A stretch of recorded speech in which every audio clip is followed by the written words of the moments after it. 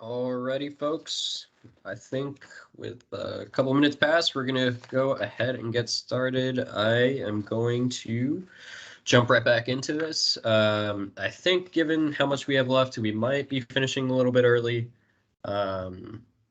potentially around 2:30 or so, maybe 3 o'clock, depends.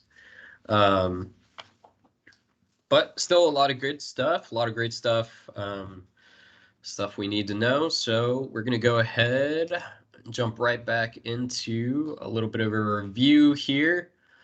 So the DSU is posing a few questions to you, right? I would just say go ahead and think about these things. Just consider these questions, what the answers might be. We had gone over right before lunch some of this, right? So where locations of safety need to be considered. Name 6 ADART safety methods or tools, right? Name 4 general safety considerations for maintaining health and personal safety. And lastly, name the 4 reasons for safety first in all things. So I'm just going to go ahead and read them off. If you have any inklings or want to guess, go ahead and drop some notes in the chat. But the 4 locations where safety must be considered, that is going to be your safety sites, your ADART lodging, offices, and off-duty / everywhere, right? So safety has to be considered in all things at all times, especially when we're out of state or out of our typical community. Number 2, name 6 ADART safety methods or tools. I'm gonna have to go ahead and name off safety officer, right?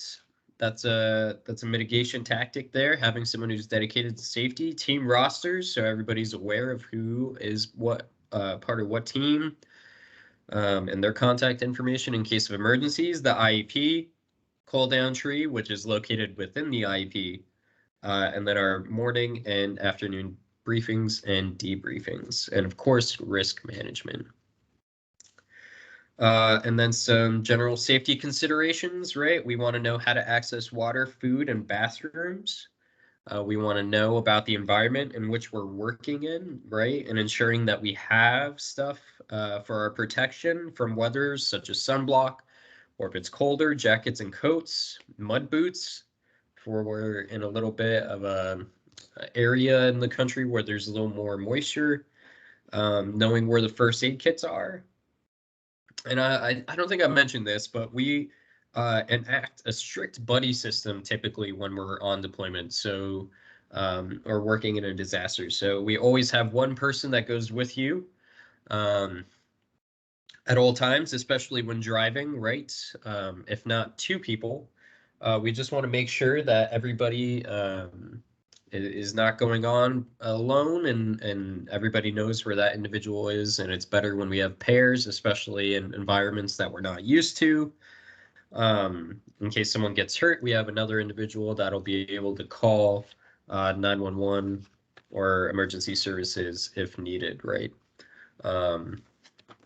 So buddy system, and of course, safety in all things, right?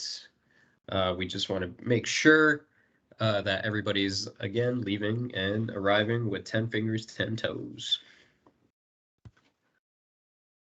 So that was the end of that unit. Of course, we were a little early going through it, but that's totally fine. If anybody has any questions, reflections, or anything regarding safety, and specifically to our standards of safety and why we practice it, feel free to speak up or put something in the chat. If not, I will keep trucking on.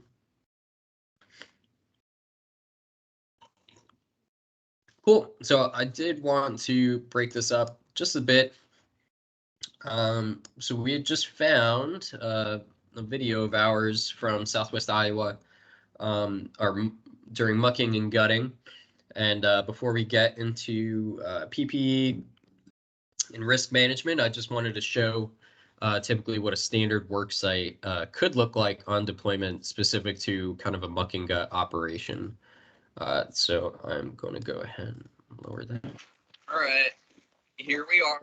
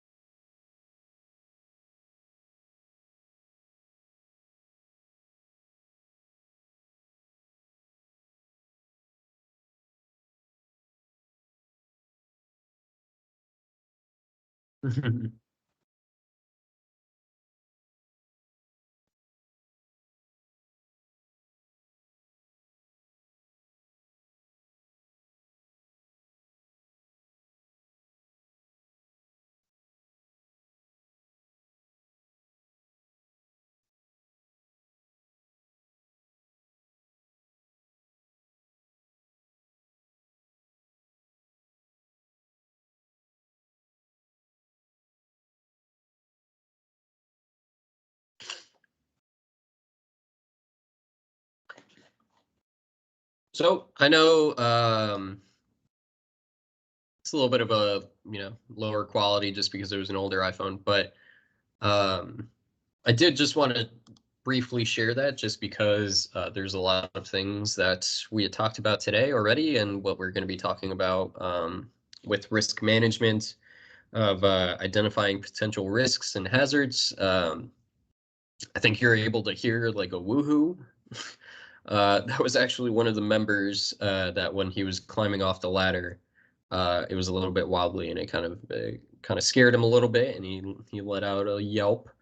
And again, even to the best of our abilities, when we have all these safety elements in place, there's always potential for hazard, right? So we always want to continue to look and think about it, and making sure that we're holding others accountable too.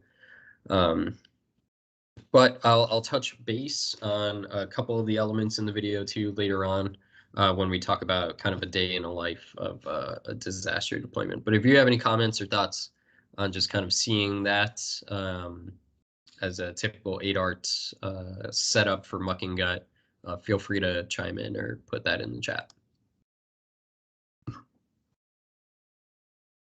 So Unit 7, risk management.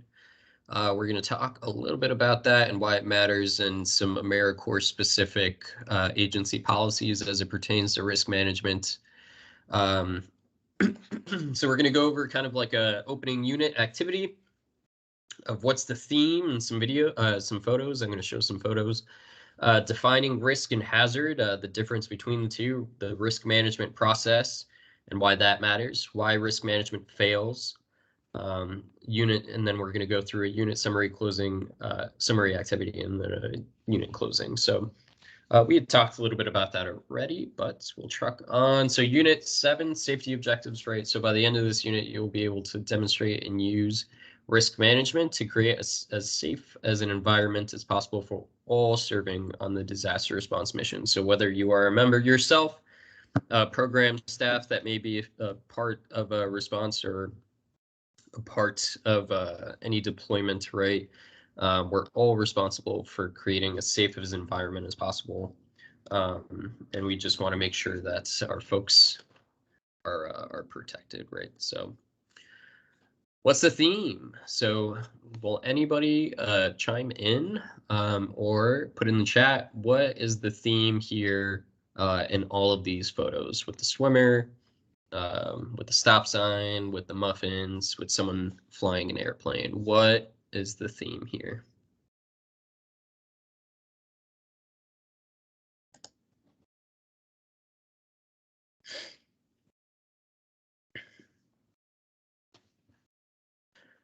Yes, mitigating risk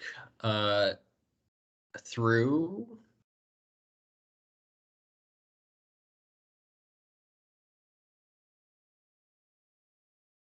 Nice, awesome. Yes. Great answers, guys. Yes, so PPE, personal protective equipment, safety equipment, using proper precautions. Yes, all of the above. You guys are awesome. So prepared, being as prepared as possible and being as safe as possible sometimes requires a little help, and that goes along with some PPE, right? So if that looks like that woman's probably in a warehouse or maybe a hangar, right? Having proper noise canceling or noise nullifying ear protection is incredibly important, especially for 8-arts. We do participate in a lot of noisy activities. And a couple of the folks, even with Habitat working in construction, you always want to be thinking about PPE. You don't want to end up putting yourself in a position where you do yourself more harm than good. So stop sign, of course, flying, yes. So we're going to talk a little bit about hazards versus risks.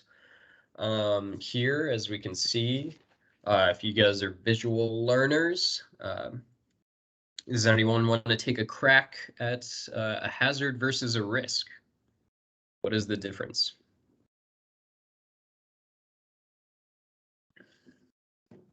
Between blue and orange?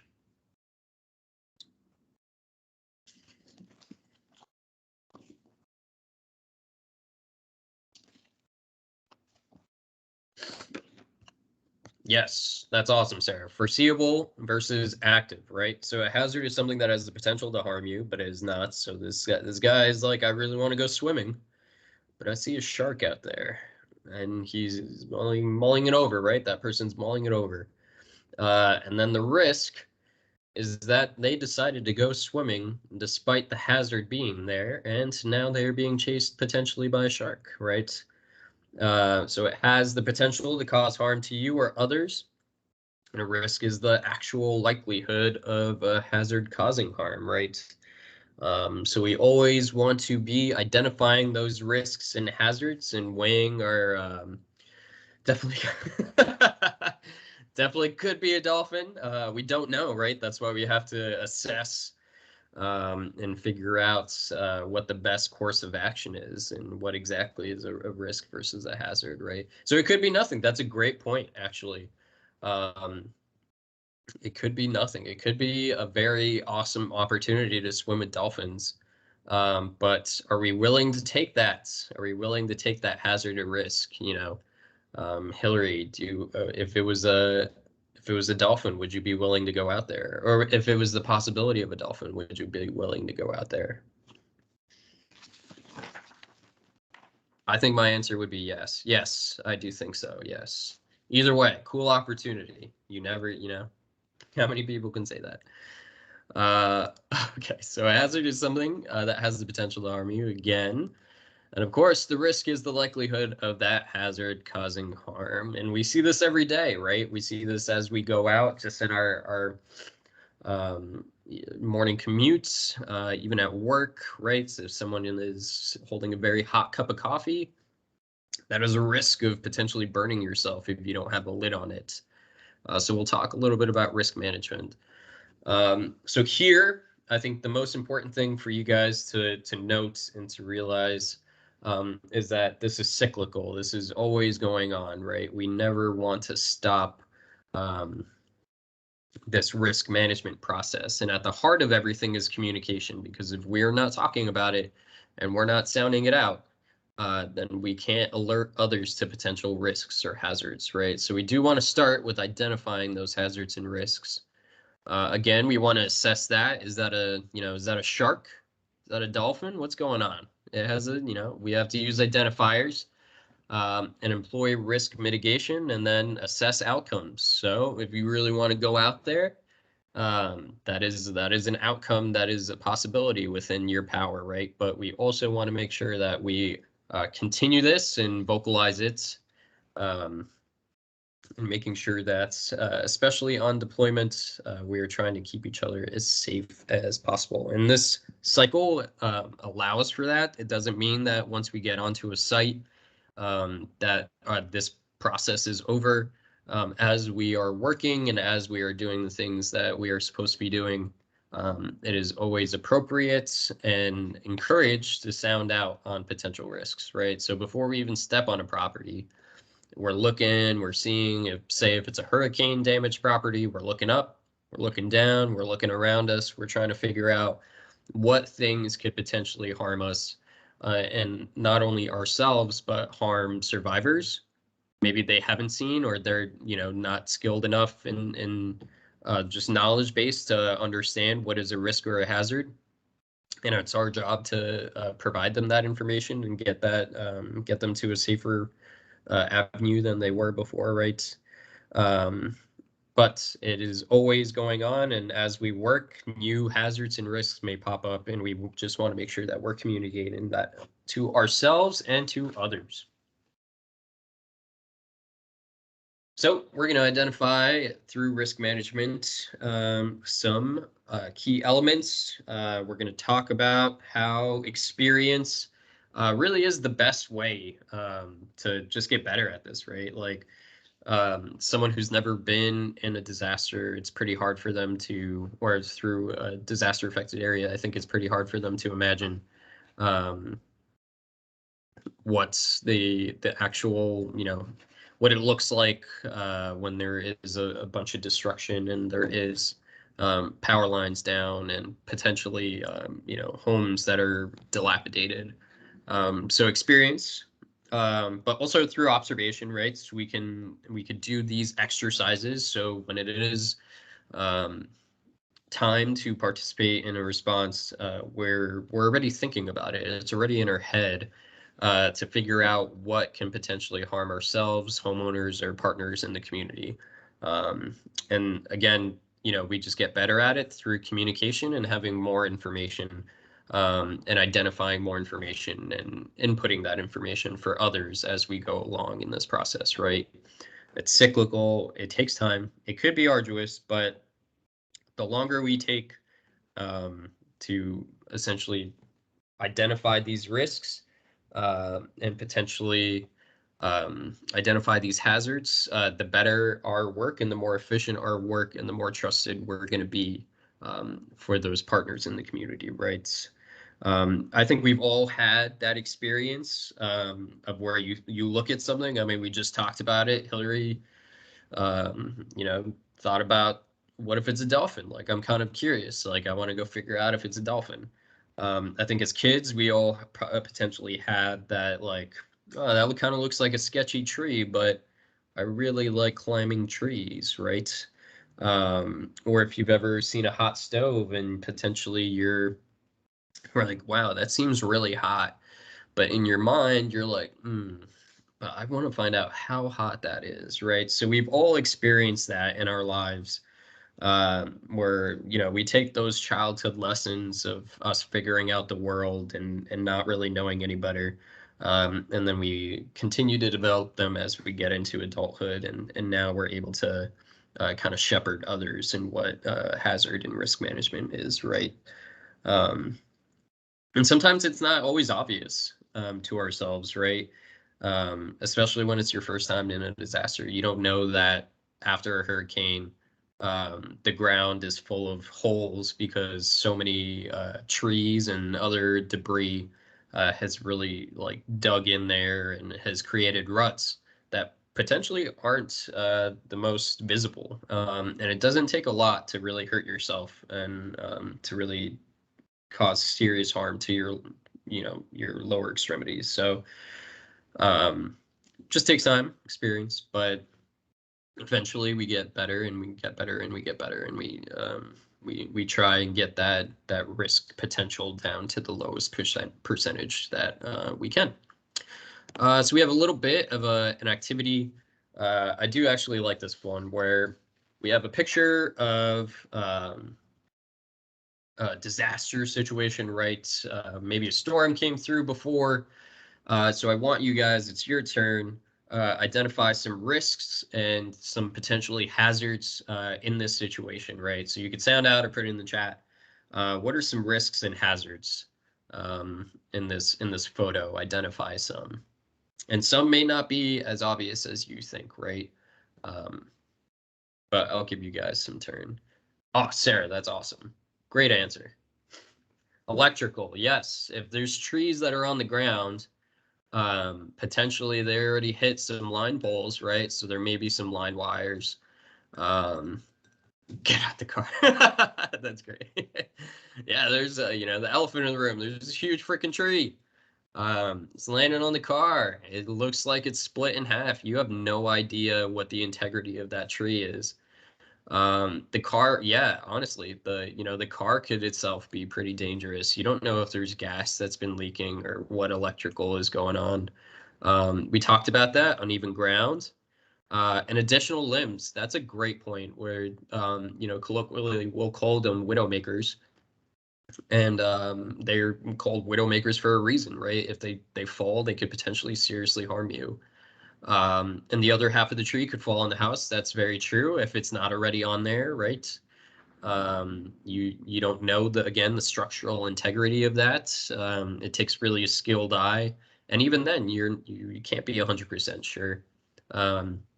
I think we've seen here in Iowa, we were talking about some of the canopies, right? And how many of the trees we had to plant. Um, and they were already, at least in Marshalltown and some other areas, right? So we talk about the 2008 floods that could really erode and continue to compromise the tree. And even if it's not visibly seen, yeah, exactly, continuing weather, right? So even if it's not visibly seen, the compounded effects of those of that weather eventually can be a tipping point, and now you have these massive old trees falling on the ground. And even in Cedar Rapids, I've seen some pretty big ones. I think I'll show you guys um, a cottonwood if I could find it. It's true, squirrels do lose their homes, some critters, right? So we have a lot of displacement. But if you're team bird, birds find their homes. They love trees that are kind of like that. So it's interesting, kind of the ecosystem and dynamic that's come through with disasters. Um, I don't think I have it readily available, but it's a freaking huge cotton tree. Like it's probably the size of I don't know, at least like 5 or 6 people, at least some in length, and then with the width, it's probably about, I don't know, 6 feet. It's huge. So I'll drop that in the chat a little bit later. But yes, I think some other things to highlight too, right? If we were talking about potentially it hit the home, if it does hit the home, then you have non-vegetative debris that could potentially be on the ground. And that includes like shingles and then nails and then wood. And that could really lead to some nasty stuff if you're not careful and wearing the proper attire. Even when you are wearing some pretty great boots, it's still, those roofing nails are pretty big. And some of the siding nails are pretty big as well. So you just want to be careful and making sure that when you step onto a disaster site, right, you're not wearing like t-shirt, tank tops, and shorts or anything like that. You want to make sure that you're covered as much as possible, that if something does happen, the likelihood of it being more severe is lessened. So yeah, some proper chainsaw PPE, right? Like we could talk a little bit about that, but it'd be pretty difficult in some aspects to really deal with this tree safely without some heavy machinery. I think if we're breaking some OSHA laws, wouldn't be that hard, But I'm not going to abide by any chainsaw malpractices in this training. So some common risks and hazards as it pertains to pre-deployment. So we talked a little bit about the difference between risk and hazard, right? So risk of pre-deployment could potentially be lack of preparation, impacts personal health, safety, and impacts the mission, right?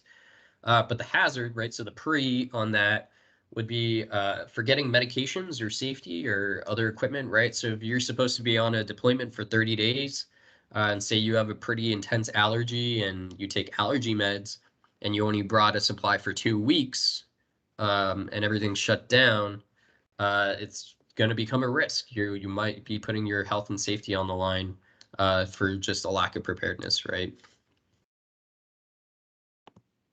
So on arrival, so a hazard, of course, would be they're not provided the proper orientation and training upon arrival to the operation. Oh my gosh, that's what we're doing right now. We're providing that foundational training for anybody who potentially will be sent out, but we do provide just-in-time trainings as soon as we get on the ground. And of course, the risk of that, of not providing that training, would be personnel are injured, the operations are complicated or relationships damaged to the misunderstandings related to the process. And the mission is heavily impacted through that, right? People don't know what they're supposed to be doing, or they don't know what they don't know. Then how are they supposed to operate with success within a pretty hazardous environment, right? So we want to be able to provide them those trainings and additionally this training so they are better prepared upon arriving and they do feel confident and they have a great success. So a hazard. So ADART personnel and community have significant cultural differences that aren't understood or addressed. So something that we do, I think we talked about it earlier, before going into any situation. Took a sip of coffee. The DSU provides us some cultural and community insight, so there isn't any misunderstandings, and we don't end up with a risk, which is the tension between personnel and community. That trust has eroded, and the mission status and success is really affected. Thankfully, that has never been the case, at least since I've been a part of this sphere. In this bubble, the DSU does a pretty amazing job at making us feel as confident and as prepared as possible for going into a situation. And then once we're on the ground, I can't tell you how many times I've given, not only this training, but our just-in-time trainings, which include mucking and gutting, and how to speak with survivors and mold suppression, emergency mold suppression. I could probably do it in my sleep at this point, but I will do that all day, every day. If it allows our members and allows our staff that are going to be going out into the field to feel confident, to feel prepared. We do have a couple training days, so we always teach folks. We don't just give them the training and then go give them the tools and send them out there. They always shadow, if able, a program that has been in the situation before, or the incident commander. It's kind of the expectation that they will go out and they will train them in the field so they can train others in turn. I've done that for a couple programs over the years, and it is a lot of fun. But I do also miss being out in the field all the time. Post-deployment, so hazard, ADAR programs, the cadre DSU failed to conduct and utilize after-action reviews. So I think I had mentioned it before, but this training, right, is the culmination of a lot of experience and after-action reviews that have been conducted over the years. Folks who wanted to hear this necessary information that thought these modules and these sections and these units were the most important to highlight. To allow members and ADARTs to feel confident going into a deployment.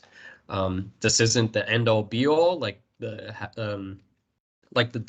title kind of specifies. It's our foundational training. It's a 101, but it is a great step, a proper step in the right direction of really encompassing everything that disaster has to offer. So. And again, the risk, if you don't learn from your past, you're doomed to repeat.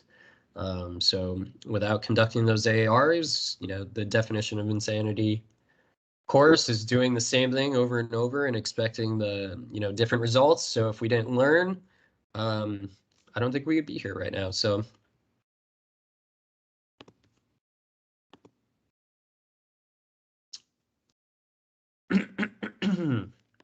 Excuse me. So once again, the assessment process of risk management, right? So we want to identify how experience is so crucial. We want to use the experience from previous encounters to understand how likely and impactful the risk is to what we accomplish and what to do. If we've encountered situations in the past, there's probably guidelines on how to deal with it. Every time we go out, we typically have Google Drives that are already been collected and comprised of information from a previous disaster. Not saying that it's going to be the same. Of course, all disasters are different, but it gives folks a really great just ground to stand on to really start building the scaffolding that makes sense for that particular disaster, right? But when we don't have experience, we go through our variable factors and our risk management process to figure out what the best courses of action are, and we're always provided, again, that situational awareness in making sure that we have exactly what we need to be the most successful that we can. And of course, communication, communication, communication. Um, and this could just be email messaging, right? Just verbal discussion. If say there is, a rainy day, maybe it's colder, it's up to the safety officer to relay that information. But if you have a member that has driver trained, and they are driving through that, I think it's everybody's responsibility to communicate, especially if they're being reckless, to ensure that they're following our road rules. So we always go by the speed limit, and we make sure that we have some quality assets assurance individuals, which essentially just they're checking the cab to make sure that nothing's flying out at the back of the truck, because we typically pack our trucks with all our equipment. If you have a van, congratulations, that's the best to have typically, I think, in my opinion. But um, yeah, we want to make sure that everybody's being safe when we're driving and communicating that to each other as well. So we have a little bit of a chart. Beautiful, beautiful chart. So take out the handy dandy laser pointer here. So of course, right, green, good, yellow, and then we have our unacceptable risks. We should never be in this quadrant of the square here. We want to be here where there is either low probability with low impact or medium impact, right? If there's a medium probability on that, you can see that it shifts um, to proceeding with caution, right? So we just have to be a little more cautious and understanding where we fall on this chart, right? If it's let's take today, for example, it's a freaking beautiful day, great day. Um, it's going to be really awesome weather. There's no signs of precipitation or anything that could potentially impact you while you're driving. So I would consider that a low probability, low impact, maybe a medium probability, depending on what highway you might be getting on. But it's still potentially a low impact, right? So we always want to take a look at the weather, take a look at what we're dealing with on that particular day, and then gauge it kind of based upon our impact probabilities, right? It's not always going to be the same for every situation. And you walk on site, um, and it should be the same thing that you have done for the last 29 days, but this day potentially could be different. And we just want to make sure that, again, we're practicing through that cyclical um, process of identifying risk and communicating it and seeing how we can mitigate that, and understanding what our part is in the greater sense of things. So take away our laser pointer.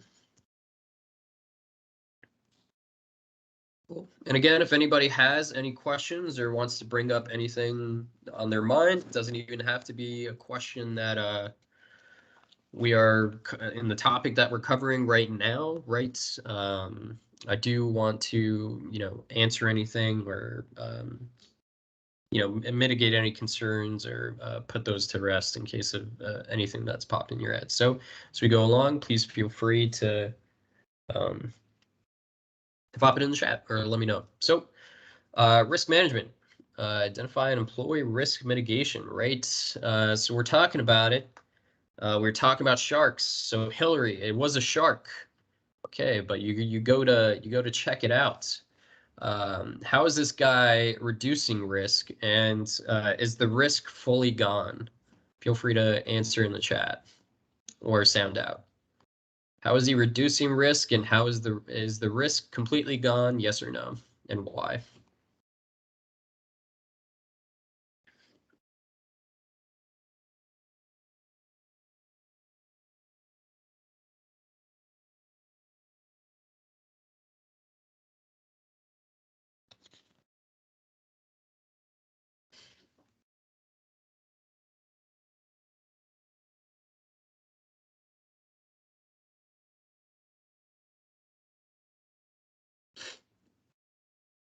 Yes, good point, Hillary. There's always some risk with diving inherently, even when you're getting in there with the shark as well.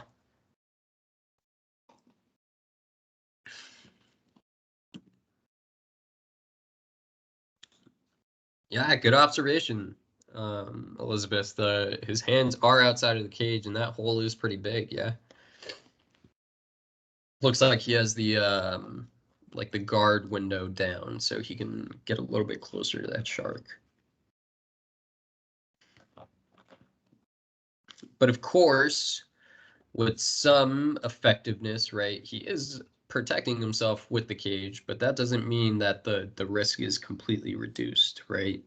But it significantly lowers the risk, which is what we definitely like to see. It's a mitigation measure. Um, so potentially this guy took the 8R training before diving and getting into the waters with that shark. So good on that guy. But 8Rs in general, yes, of course, Olivia. The risk of the shark is still there, and it definitely is less hazardous, but potentially he still may be harmed. Um, but through our experiences and understanding new risks, and all of the measures that go into that, right? Um, we talk about how 8Rs have already had through this um, a lot of risk mitigation measures through our practice, right? So we understand basically through beginning what measures are supposed to be in place, but through our experience, we've really changed and really have grown, right? So let's take wearing half mask respirators and using P100 filters, which essentially are some um, asbestos grade particulate filters. So we basically are protected up to and past the asbestos level when we do get suited up in our Tyvek with our respirators. And we have decontamination processes that are continuous throughout the day, but especially when exiting a house where black mold is prevalent. And that's all through experience, right? We used to have this. You'll see some other groups. I think it's important to note um, they may or may not have a level of protectiveness or these risk mitigation measures, but we do. So even if we are participating in a volunteer event with them or just working with them, um, it's always important to communicate why we do what we do and how we have to uphold the AmeriCorps standard. And it's not necessarily us, trying to slight anybody or say their processes are less or better. And especially with homeowners, we're not trying to say that their home, um, we're not trying to offend them in any way. It's just something that we have to do, and that's our protocol, and that's okay. But we do have, other measures. And if we can't find a way to do anything, right, to really mitigate that risk, our ultimates and our best measure there would be avoidance, right? So if we can't find a suitable way to conduct our work and to conduct what we need to do, it's okay to walk away. It's okay to say no. We encourage that. We tell folks that. We alert everybody. Um, we're by no means professionally obligated to not only handle the emotional capacity of this as it pertains to survivors, but if something is too hazardous, we could just simply avoid the risk and pass on that information to other groups and potentially long-term recovery groups, right? So even if we are walking away, we could still collect information.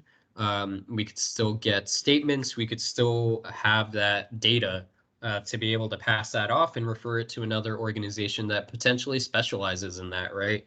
Um, so even as 8Rs, if we have to walk away from a site, and unfortunately, I've been a part of a couple that we've had to walk away from, um, that information will get passed on and it will get sent to some folks where we're able to potentially match them with an organization that could help them, or at least provide them with more of an avenue to gain resources. So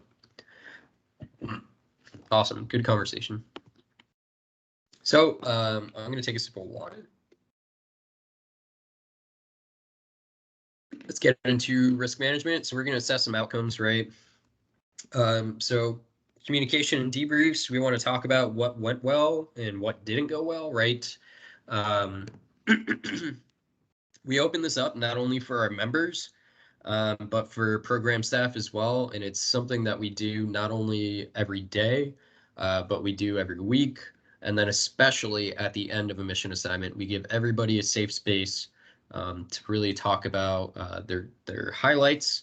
And we call them highlights and challenges, and what challenged them, and seeing what ways we can overcome those challenges, right? So we typically ask, if you do have a challenge, potentially think of a solution and present that solution as well, so we can grow and be better as ADARTs and as an ACT in general as well. But we do want to identify and break down if we did have measures in place and practices that were unsuccessful, why did they fail? Right? That's always my bottom line. Okay, well, why did this happen? Let's talk about it. Did we do this? Did we do that? And seeing how we can improve and be better the next day. Not every day is going to be a great day, but we will do our best to ensure and try and make that so. So, excuse me. Yeah, so debriefs, incredibly important. I always open them up. I try and create that space, even if a member does not want to talk in the moment, right? Excuse me. We'll open up, office hours essentially at the end of the day. We're finishing up some paperwork. Members can always come up and they can talk, and we try and pass that information on as well. And if there is something that's serious, we do try and document it and try to pass it off. We always alert the DSU to something that is something that's big, right? So if we encounter a home that we had contacted the survivor, we don't want to leave a survivor hanging, but the home is too dangerous to work in. We do contact the DSU, we contact state partners, and we try to get them assistance as quickly as possible. But that doesn't happen unless we document it. So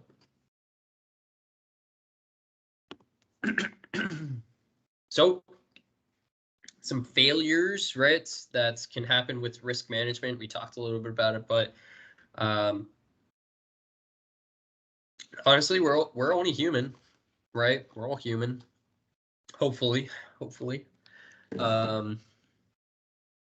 And there are human factors that go into why certain things fail.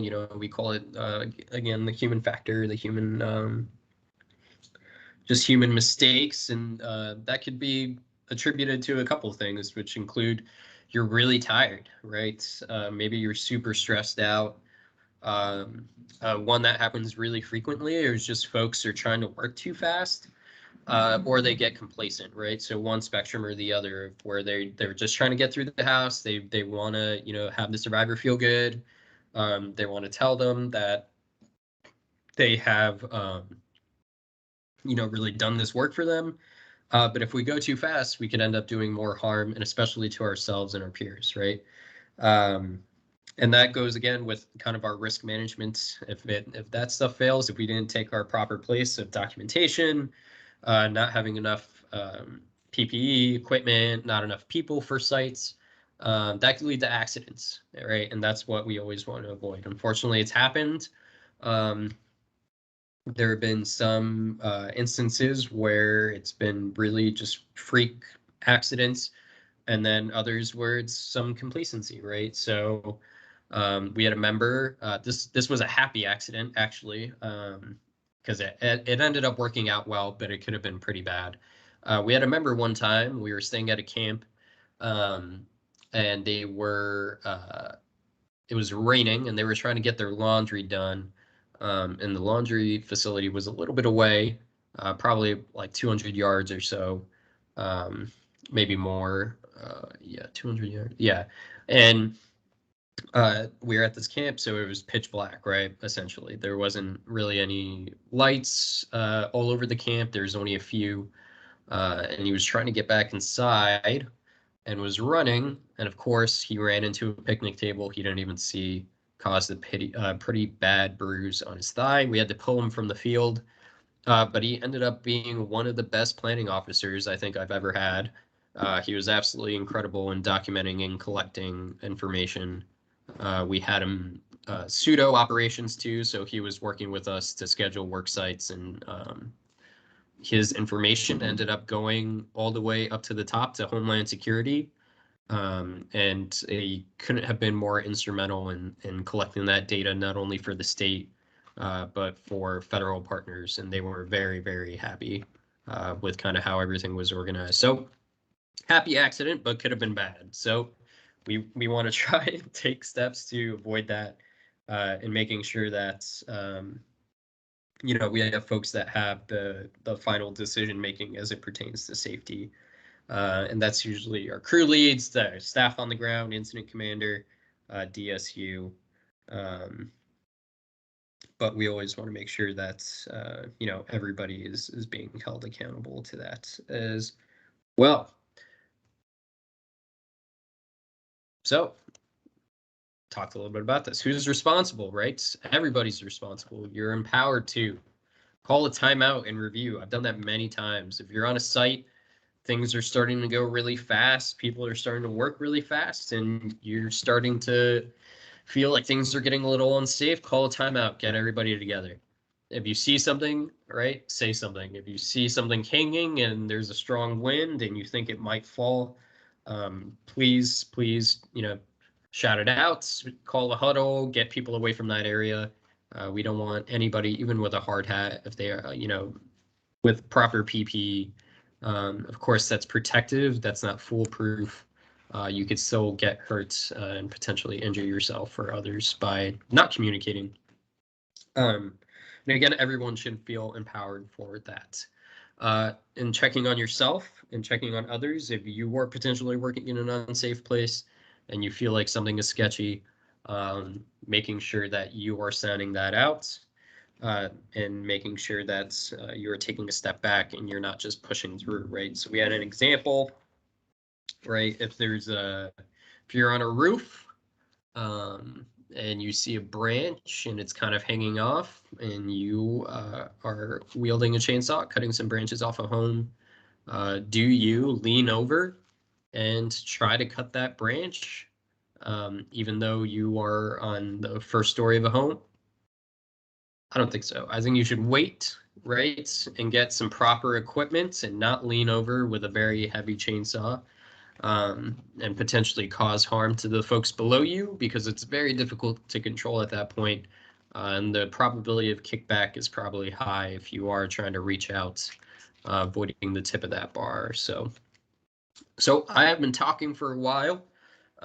Does anybody have any questions, concerns, comments?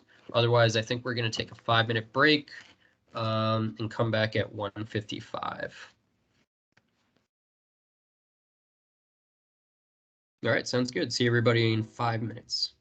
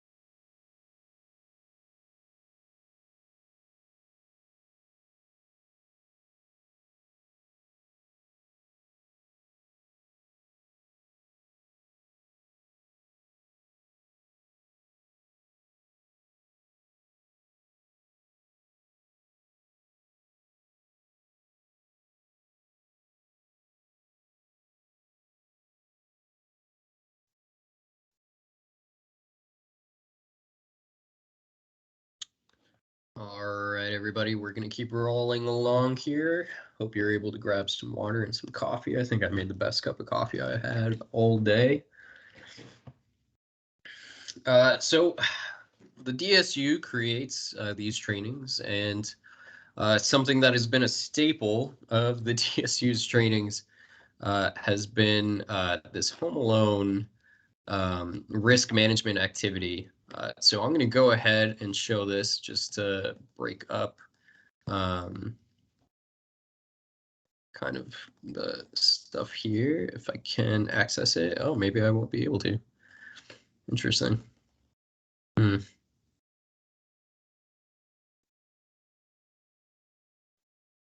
Okay, guess not. All right, well, that's a bummer. Yeah, so typically there's a home loan risk management activity.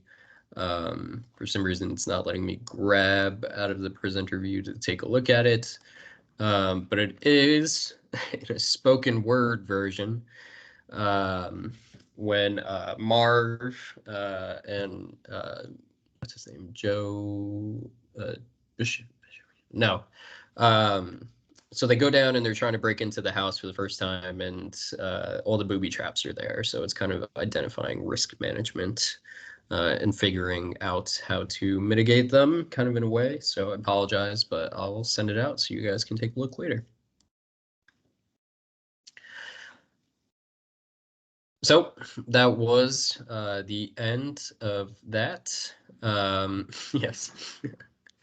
That was actually one of the scenes, yes. So that was the end of that section. So if anybody has any questions or anything they want to bring up, feel free. Otherwise, we have module 4, and these last two are pretty quick, so I should be able to finish them within the hour and be able to get you guys back to your day. But I appreciate everybody hanging tough.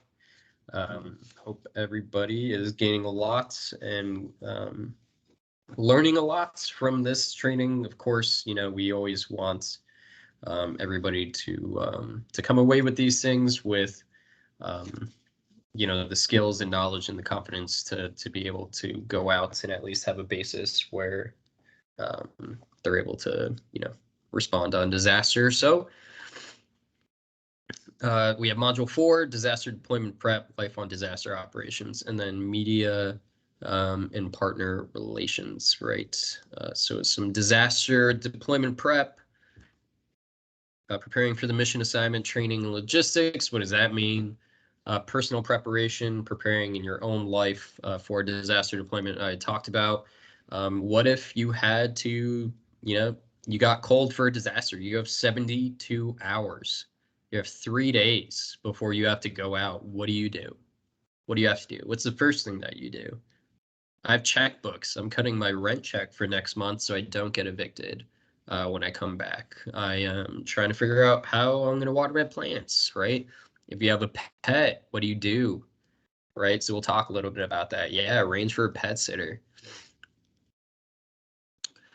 Um, understand assignment and personal preparations for disaster deployment and create and use a personal deployment plan. So we talked about this, how we have our participant guide.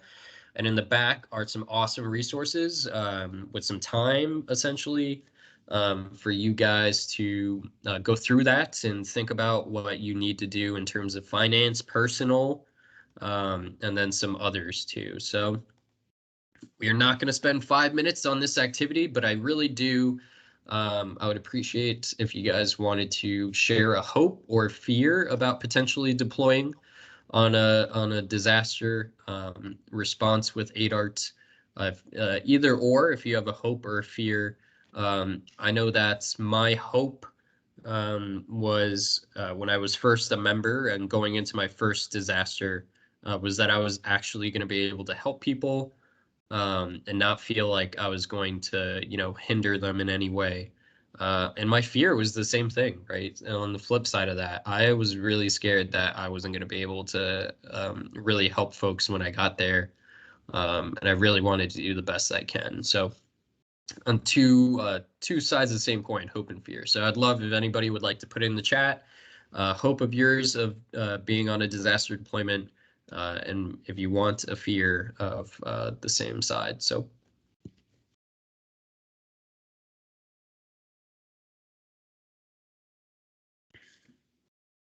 And if you have been on a disaster deployment, maybe, before, even if you were a volunteer, put in what your hope and your fear was at the time.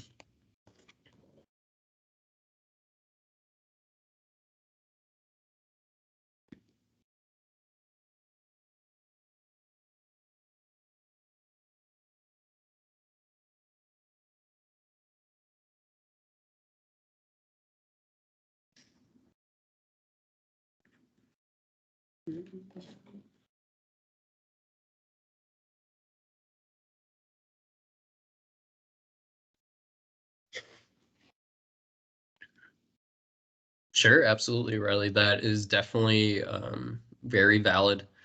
Um, I could tell you that that was something that I was really hoping to get out of when I was first going into disaster. And being sick away from home is very, very difficult. And then making a difference, yeah, and then not being able to sleep, yes. That is super tough, especially when you're spending some time with some snorers. Being able to just have your own space, that's pretty tough. That's usually the first one that we usually get when we have a bunch of people staying in like one place. Absolutely, yeah, for sure. Being, we're still going through a pandemic, and hoping to provide some more comfort as your hope. The pandemic thing is still very prevalent, and when we do deploy, and we take every mitigation tactic that we can when we are in deployment. So we have pods, so we sleep kind of with our own team and our own group, and not that it's a requirement, but we do, to this point at least.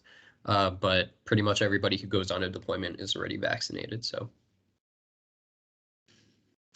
yes, yeah, that's a great one, Claire. I love that one. Yeah, the opposite would happen, of course. Yeah, and we do absolutely try to put members in a position um, to to have that, to where their background and their skills are really crucial. And even if they don't have those skills, we teach them, and we try to give them new skills and new opportunity for growth. And that is, yeah, when you do come home, you really do appreciate some creature comforts and being able to really feel like you can, spread out in your own home. And that is a really big fear. I really like that fear, Olivia, of or the response to the question of not being able to serve the need of every person. That is something that is very true for all of our folks whenever we go out. That was mine as well. But we do what we can in the amount of time that we have. And we know that the person that's coming in after us will hold up that torch, and those folks will get the help that they need eventually. Yes, yeah, absolutely. Yeah, I agree as well. Elizabeth, being part of that healing process, and fears potentially, doing that harm. But again, we do our best, and we try our best. And I promise you that every time we leave a survivor, they are extremely grateful, and they definitely are in a better state. So awesome. I appreciate you guys jumping in there. Just some things to think about as well for yourselves, right? As just the potentiality, you never know when you may be called to participate in those activities. And like I said earlier, we do have a day of service that we are trying to plan coming up. So if anybody wants to, potentially partner and be a participant in, even for a few hours, I think that's in reaching some unmet needs for derecho.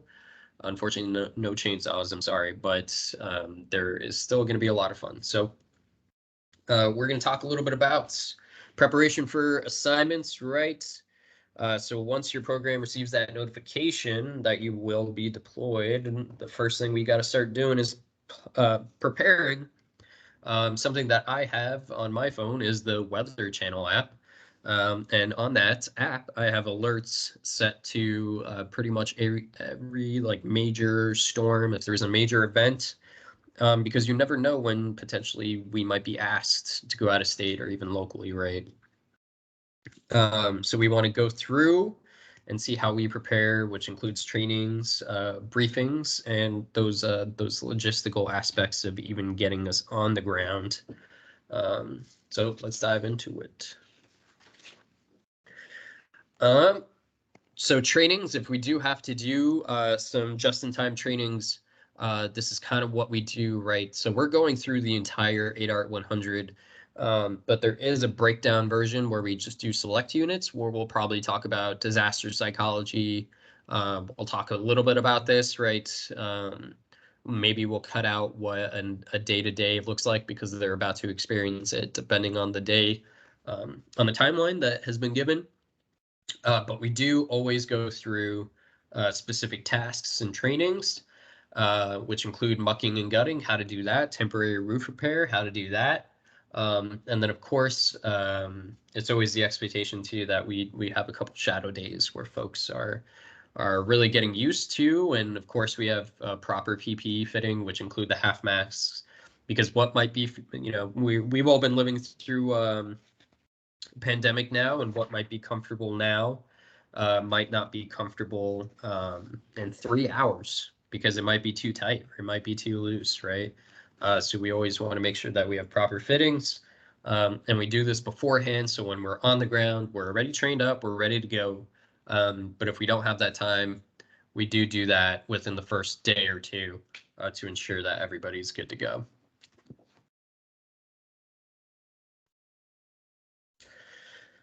So pre-deployment briefing. So we will go over the mission scope of work and priorities. So we talked about that early on, where there is, the mission assignment will be drafted, and then we have that scope of work that's going to be super flexible, but it still needs to be written out, and we'll understand what we're going to be doing before we even get on the ground and what the priorities are. Optimally, this is like best case scenario, but typically this is how it runs anyway. We'll understand some situational awareness, how things are on the ground, how people are, any current hazards. Typically during hurricane season, there is the tendency for a lot of storms to hit and then potentially an impacted area to be hit again. So we'll get all that information from the DSU. Folks will understand key contacts like the incident commander, identified housing before they even get there, what equipment, what supplies, what's needed, any approved equipment lists. This entire process is entirely reimbursable. There is no costs that are expended to the programs if they are following proper purchase lists and reimbursements guidelines. We'll get initial operation plans and then any other relevant information, right, that's going to help folks out and maybe appease any nervousness or anything that may be kind of flowing through them at that time in terms of emotional swelling. So some pre-deployment logistics. So we're going to go through some personnel lists, right? So these are things to keep in mind in making sure that we are hammering down, which include personnel lists, who's actually going to be going, right? We want to ensure that this is sent to the DSU and to the folks that are already on the ground, so they know who exactly is coming in terms of numbers, right? Because we have to figure out where they're going to stay, how they're going to eat, some other like logistical things. If they're not bringing a car, if they're flying in, they have to rent a car. So there's a lot of things that we have to figure out, exactly that with some transportation plans, figuring out if they're going to be driving, because that's going to take a couple days, right? So then that timetable is a little pushed, or if they're going to be flying, which means that we have a smaller window to figure some stuff out from one day to the next. And then if you're driving, we have to figure out, are your vehicles ready? Can they drive? Say we're going from Iowa to Missouri, like a couple hours, that's not bad. Okay, but what if now we're going to Tennessee? Okay, well, now we have to think, when was the last time the car got an oil change? When was the last time, our equipment was maintenance? and seeing what our supply stock is, right? So we could bring our own stuff that we're comfortable with. That's fine. And if they break, that's, we can get that fixed and reimbursed. But if we're not bringing anything, that's important for those folks to know to purchase that. So once we're on the ground, we can get rolling. We also want to make sure that everybody understands the environment that we're going into, what kind of demographics, populations, right? We want to make sure we know who is impacted and what populations we're going to be serving. Just because we want to, again, have that sensitivity and making sure that we're trusted in that community before even getting there. And then pretty good. We have some documents of this, but preparing your own kind of pre-deployment briefing bracket, sometimes the DSU provide this for us, but if you want to do your own internal, that's pretty helpful for your own sake too. Every program is very different. I know that the Washington Conservation Corps, they have their own pre-deployment bracket packet. Just because it's March Madness, I have brackets on my head. Briefing packet, but they also have an interview process because they have so many members, and they want to make sure that whoever is going is going to be really successful there and they're going to represent their program well. I'm not saying that's for everybody, but it's just an avenue to consider when, really when thinking about things too. So, and a lot of the equipment too, the DSU does provide, and they allow for that stuff to be on the ground already, and making sure that we're all kind of suited up and have those beautiful high vis 8-art vests. So 24-hour notice situation. You have been notified that you will deploy for 1 month. That's 30 days.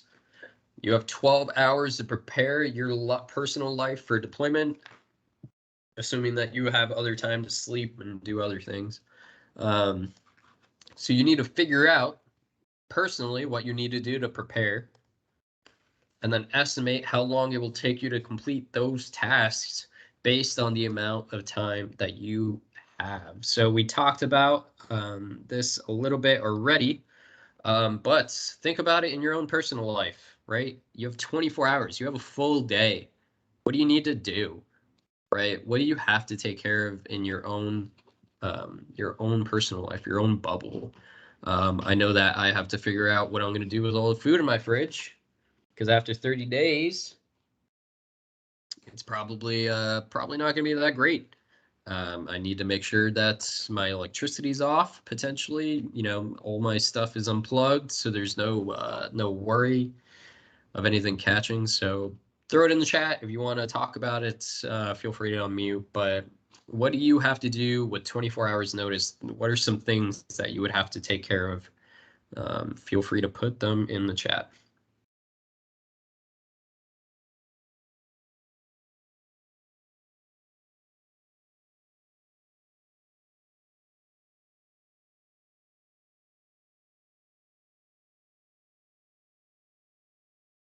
Yeah, you could definitely do that. Give your food to your friends. You could have them come over. Be like a free for all. Because food and beverages should be taken care of when you're on deployment. So no cost should be expended to you, unless you really wanted. Like, I love Sprite. Sprite is kind of like my guilty pleasure. I always go out and get a Sprite. So I'll do Sprite, but I have to pay for that. Find someone to take care of your pets. Yeah, if you have pets, got to figure that out. You got a day, maybe 2 if you're lucky, maybe 3 if you're really lucky. Take out the trash. Yeah. We went on a deployment when I was a member, and I came back and our apartment smelled like crap, and I couldn't figure it out. And we started lighting candles. We were opening it up, open our windows up. We were trying to figure it out. We had taken the trash out. I was very particular about what we had to accomplish before we left. And then we found out one of our roommates, because we had a AmeriCorps housing, had left his shopping of broccoli that was in a bag, right, in a frozen bag, in one of the cabinets, but we couldn't find it because it was buried under a bunch of bags. So yes, please take out the trash and check your cabinets for any perishables, and adjust your thermostat. Yes, if you have a home, You don't want to leave your place too cold. You don't want to shut it off completely. Otherwise, you're going to come back to some broken pipes. That stuff's expensive. You don't want to come back to some bills. You want to leave, but also bills. Do you pay online? Do you have auto pay? Do you have that set up? Do you have to pay with check? Right? You have to think about what you're going to do. You have to drop some checks off at your leasing office, or however you pay your mortgage. How are you going to do that, right? So these are all things to consider figuring out, right? Say you have a loved one, you live with a spouse or a partner. Got to tell them you're leaving for 30 days, right? That's a tough conversation to have, and it's not going to be, it's not going to be a lot before you're gone. So having that conversation. If you have a kid, if you have a car and you don't have, prepaid parking, or you don't have a parking lot, what are you going to do with your car? You have laundry, right? You got to pack your laundry, got to do your laundry, making sure that that's clean. And also, if you have health stuff, making sure you have a proper stock of medication. If you're going somewhere, like say you're going to U.S. Virgin Islands, you're not going to have power. Not going to have a place that, probably sells that medication. You're not going to be able to do it. So making sure you have a stock of that, right? Any other particulars that you guys think I missed in talking about that? Feel free to drop it in the chat. Something that you say could potentially help another person think about what they need to plan for, besides what we have kind of talked about already. So personal preparation. So we have to take into our personal planning considerations, right? What are we going to bring for deployments? We want to make sure that we are as self-sufficient as possible. We should really plan for worst case scenarios, like not having access to our typical pharmacies, banks, right? ATMs might not be working. I wear prescription lenses, right? So I have contacts. I bring a ton of contacts, and I bring 2 pairs of glasses in case one of my pairs break. So try to be as self-sufficient as possible, trying to plan for worst case scenarios. You plan for the worst things, when you have those amenities, are going to be so much better, I promise you. And that's kind of our tagline too, is being self-sufficient in these areas where we don't have to have anybody really taking care of us, besides kind of shelter, food, and beverages if need be, right? So we talked about this, but some of the categories, and if you go into the back, we're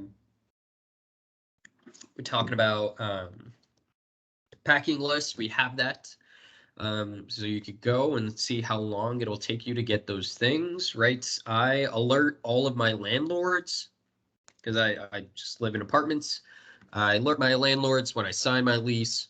Hey, I tend to travel for a month or 2 at a time.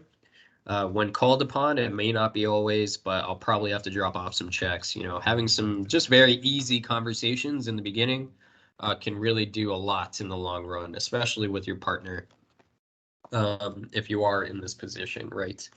Or your family. Check in with your family. My mom is always wondering where I'm at because she knows what job I have. So just making sure you send a quick text where you can really go a long way to your friends and family. Just making sure you're okay in your medication. So we have home, categories of home, things you got to do at home, things you got to do with finances, things you got to do with health, and things you got to do with relationships. So our sheets have personal responsibility that you got to take care of, tasks to complete, and the time to complete it, and any notes, right? So it's just a really awesome sheet that you could fill out and think about when it comes to packing and getting ready to go on a response. So your typical packing list, right, should include whatever your program or organization has asked of you, and we also have a packing list sheet in the back. And I love that. Yes, take a list of very important phone numbers in case your phone dies. And even on the ground, we do provide printed out copies of everybody's information in case you do get into kind of a predicament that your phone, and it does happen. It happens a lot actually, because using your GPS. Maybe you don't have a car charger, and by the time you get to site, maybe your phone dies. Maybe your phone is really old, and it doesn't hold the charge well. You got to think about that. I usually pack in my packing list, self-sufficiency, right? I have 4 or 5 portable chargers that I keep charged at all times. So in case something happens, I'm able to just plug in my phone, and I already have a couple chargers ready to go, and I'm able to get right back out there. So just some things to think about. I'm not saying go spend a couple $100s on portable chargers, but if you got them, you got them. If not, maybe, think about it. But packing for self-sufficiency, so when you get there, you don't have to do anything to put yourself in an uncomfortable situation or your team. And pack light, right? So every program's different, but we don't want to take a lot of stuff. We talked about that, where if you have too much stuff in a really condensed area, you're not going to be able to fit it, and they may ask you to either move your items to someplace you don't really want to, or you may have to discard some stuff. I don't think I've ever seen that happen, but it's a possibility, where we usually say that you could bring a backpack and a duffel, and you take your backpack out every day, and you have your duffel under your cot. That's more than enough. More than enough, I think, because you're going to be working every day. You should be wearing your program clothing if you got it, right? That should be the majority, 6 days a week of what you're wearing, and then pajamas and maybe some outfits for when you have an off day. When we were in New Jersey, we had a lot of teams going to New York City. They went to go explore the city, so they had their own, kind of street clothes that they were able to change into, and comfy clothes for night and sleeping and stuff. So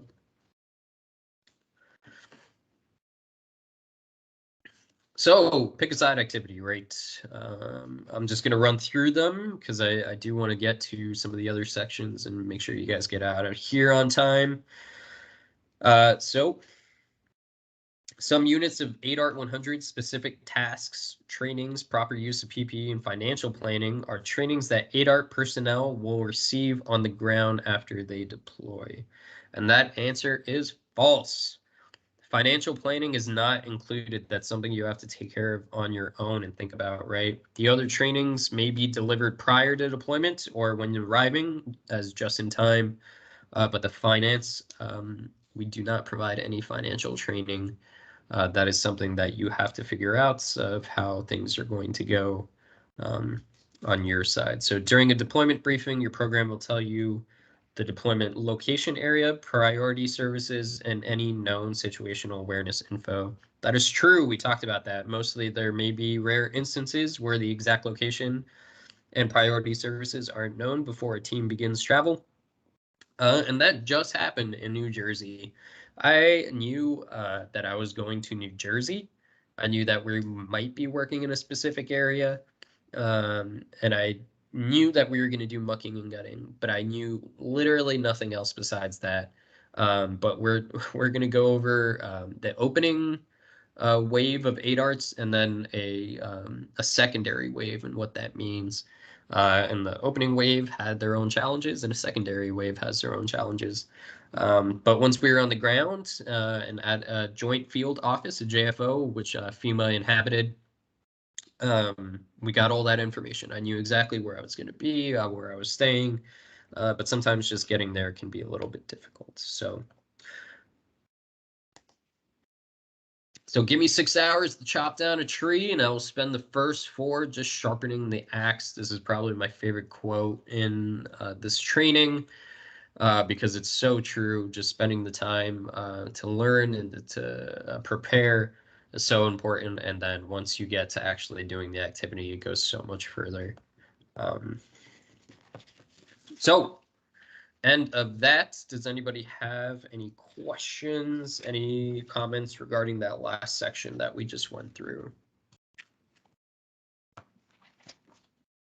Cool. So we're down to 2 units. So we have this unit and then one more, and then we'll kind of do a little bit of wrap up. So just hang tough with me, guys. We're almost there.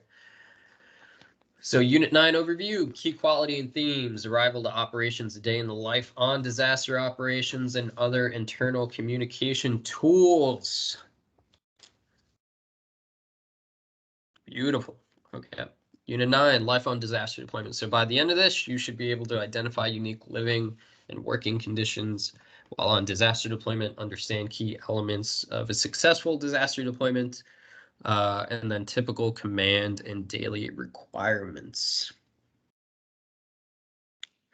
So envisioning disaster deployment life activity. Again, this is very much geared to be an in-person training, but we do have some opportunity to just think about it. So we have been talking about it all day, but I just want you guys, as we go along, talking about a day in the life, to just think about what, and some of you guys you have already experienced it, but again, every disaster is different. So just take a second, think about what disaster deployment may be like, what that experience is like. Maybe if you just wanted to personally write some stuff down on your own so you could reflect upon it later, feel free. But in terms of this activity, we will be continuing on. So key qualities, this is something that should be hammered and ingrained in every ADART's brain. Our operations do not work without these three things, which is cooperation, respect, and flexibility. Right? It's cooperation. We want to make sure that everybody's working together. We're one cohesive group. Respect. We are all one ADART, so it doesn't matter, right? We're all there for the same reason. And we want to make sure that we're being respectful of one another. We've never had an instance where this was an issue. And I think a lot of it is prepping and making sure that everybody's on the same page before we even leave. And then flexibility. I cannot stress enough how important being flexible is. Things are ever changing during disasters and they really adapt quickly. And one day to the next, you never know what you're going to get. So just being flexible. They gave us the definition here, which is the quality of bending easily without breaking, or the willingness to change or compromise. And flexibility, I think, really goes along with attitude. Just having, that quality of just letting, figuring out from one step to the next of what's going to go and what's going to happen. And it's okay if it happens one way or the other. You just take that information and you learn, and you try and be better next time, right? Cannot stress enough, especially when it comes to our key factors and challenges, which include food, lodging, transportation, right? So we talked a little bit about this, where some challenges may be limited grocery availability, right? I love going to Whole Foods and getting their cold buffet. I personally love the noodles. They're incredible. But we may not always have that opportunity while we're out on a disaster, right? Some places may be closed. You may not be able to go to Hy-Vee or your favorite supermarkets. Although I'll tell you, every disaster I've been to, honestly, Casey's is always open and they're literally a godsend when trying to get ice or anything. So bless those people for working through some of the disasters that they've been through. But limited food options, attaining food at reasonable times. Sometimes you may have an earlier breakfast than you're used to or a later lunch or dinner than you're used to, but just being flexible is really key. Food storage and space abilities, you may not be able to take home leftovers from your favorite places because there may not be fridges and we don't want stinky food laying around. And the biggest challenge usually is, right, meeting everybody's dietary requirements. We've never really had an issue being able to do that. This last deployment, we had vegans, we had vegetarians, we had people who couldn't eat cayenne pepper. It was all over. It was all encompassing, and we were able to meet everybody's dietary restrictions. It was great. It was the first time I've ever really seen kind of catering be able to really do that to having people be happy and having a variety of things when it comes to dietary restrictions, because sometimes it may just be the same thing. COVID is usually, because of COVID, we usually have catered food. Before, we used to do team cleaning and cooking together. But now, because of COVID, we kind of have to adapt to that. So we have a food purchaser. Think about like if you sent your member out and were, if you're a program manager, or even if you're a member, right? If it's a disaster where folks are kind of purchasing food on their own, how is that going to work for that particular member? Again, who has purchasing power? In the past, we've done gift cards. So a program would buy a gift card, put a bunch of money on it, or a reloadable one. So they would have an allocated amount for food that week, and a member would be able to use it without any any worry that they're going to max out the program company card.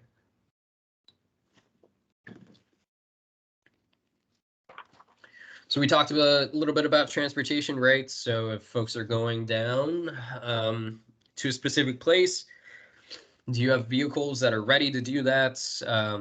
Who is able to drive the vehicles? Talking about vehicles in off hours, because that's when folks get in trouble, especially on leisure days. If you have folks that are old enough to drink, making sure that they're abiding by the law and not drinking and driving, not breaking any rules. And then for sleeping, of course, lodging, lack of privacy, usually a big one. Gender separation. Sometimes teams have to stay together, and it is tough to separate girls and girls, guys, and any affiliation of which you choose. So that's always a conversation in terms of lodging whenever we get there. And then sometimes, showers may suck. They may not give you the water pressure that you have at home, and just being flexible, but also sharing one bathroom with like 7 people. I think at one point we were sharing a bathroom with like 25 people. That was pretty tough. We have mandated like 5-minute showers. Everybody is in, take your shower, 5 minutes, you're out. Next person go, right? So again, that goes into being respectful to your peers and making sure that they work just as hard, and those 5 minutes really start to add up. So arrival to operations, right? So this lesson, we're going to be taking a look at what you can expect when you arrive, the level of operations, and the deployment cycle. Does anybody have any questions before I get into the levels of activation? Are we feeling good? Do we want to power through? Does anybody need like a 5-minute break? Feel free to drop it in the chat or mic up.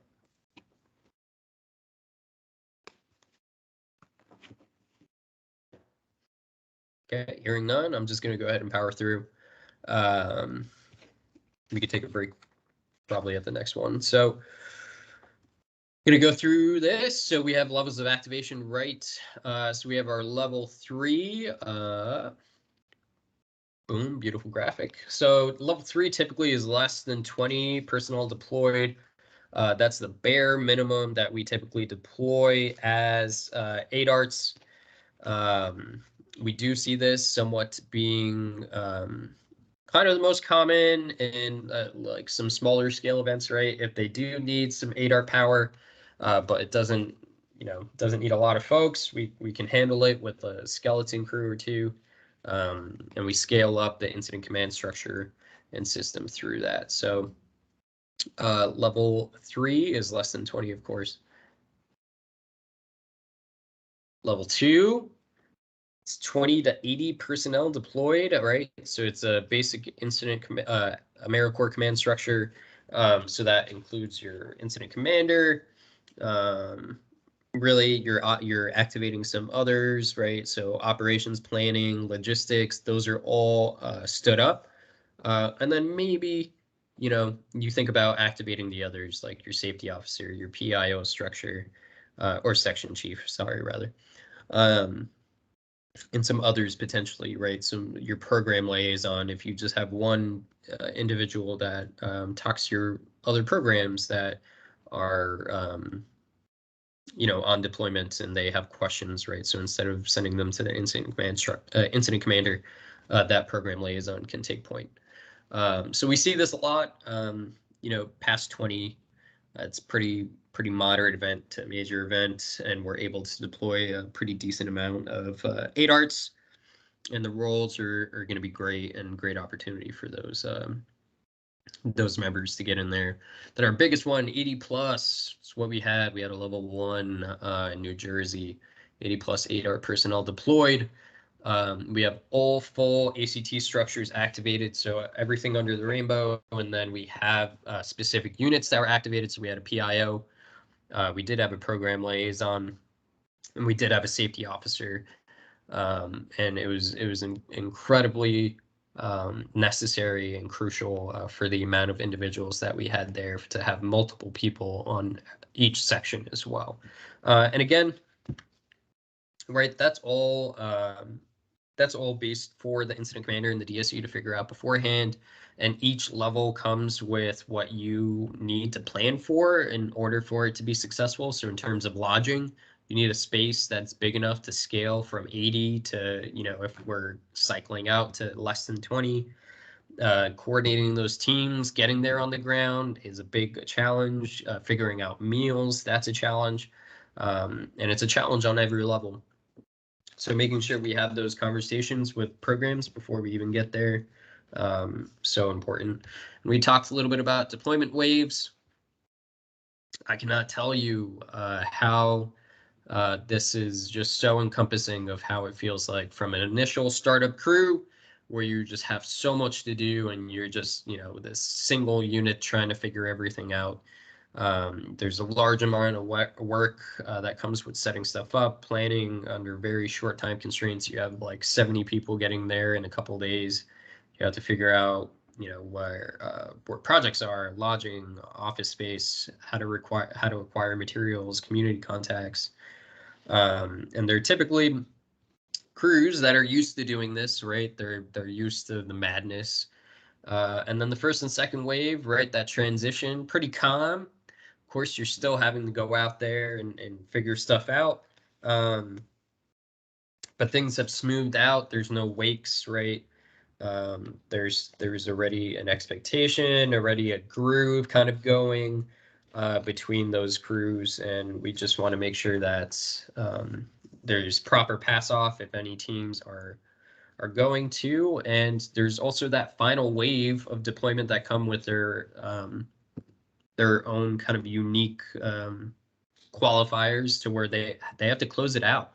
And honestly, as I've done both, I will be part of initial operations startup all day. Closing stuff out is such a pain in the butt. We have to figure out where things are going.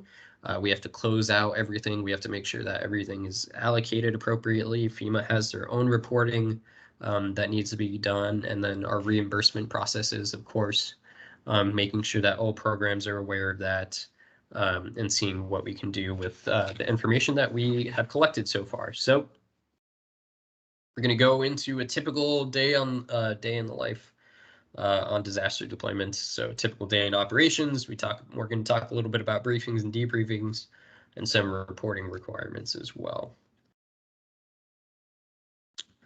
So this is a disaster, right? It's a morning. So 6 a.m. This is again geared to what a typical disaster may be.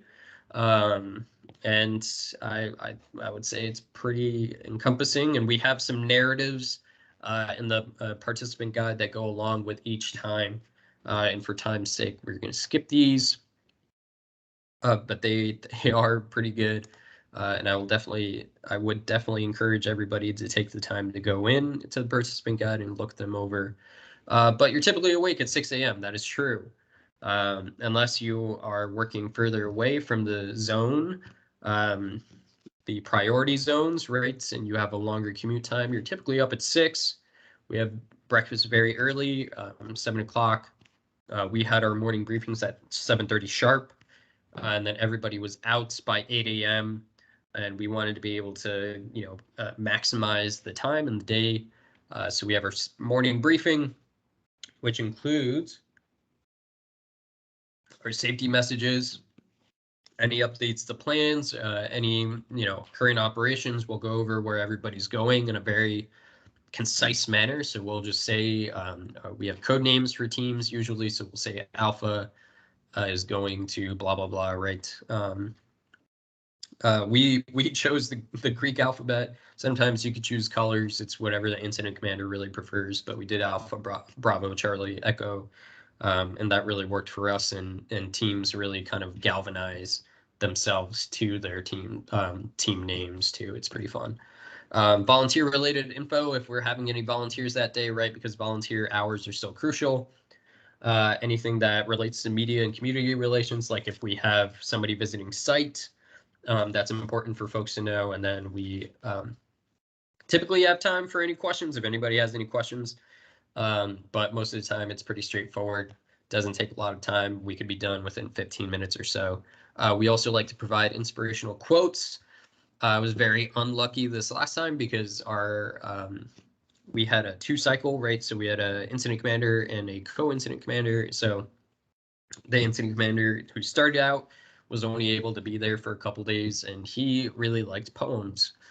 So I ended up having to read poems for about 30 days to get people going in the morning. And I do love poetry myself, but reading poems every morning, every day, it was quite the task. And I started mixing it up. I started doing spoken word poetry of songs. So I did Dolly Parton 9 to 5 one time. That was pretty great. That was a big hit. So you just got to keep it fun. You got to be flexible, you know. Rolling out and serving. So it's time. We're out. We're ready to go, and we have all our information, right? So before we even start work, we have our site briefings. Every team lead should be doing that.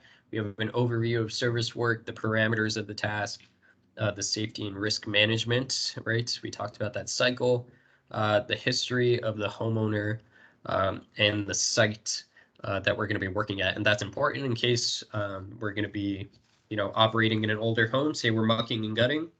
It's important to know what PPE we're going to be needing and potentially if there's any asbestos risk that's on site. So we'll go through that. And then it's site wrap-up time, right? So like I said, we do a morning briefing and debriefing. So we go through highlights and challenges. So we'll go through our successes and challenges, what accomplishments we felt through the day, and safety and risk management. And we do it every day. And of course, excuse me. So this is really to gauge also temperatures of your members and your crew and your peers. If someone's usually pretty vocal during their successes and challenges and everybody has to go and they're pretty reserved, that's kind of an indicator that maybe something's up, right? And I skipped over it, but typically you're on site by 8:30, 9:30, depending on where you're at. Lunch says it's 12 o'clock, but you typically have lunch whenever you want, whenever you can. We have sack lunches in the field, so we're able to just kind of work all day. We do typically clean up at around 4, maybe 3:45, depending on how far we are from site. We have our site debrief, and then we get back to wherever we're working, which typically is forward operating base, right, quote unquote. And we're ready to get there at 5 and have some debriefs with the incident command staff. Dinner is completely completely subjective to where we're at. But by 7 o'clock, typically, yes, folks do have downtime. And we have lights off around 9 o'clock, quiet hours from 9 to 10, and then 10 is a hard good night. Nobody should be out of the room or out of bed unless they, need to use the bathroom or something.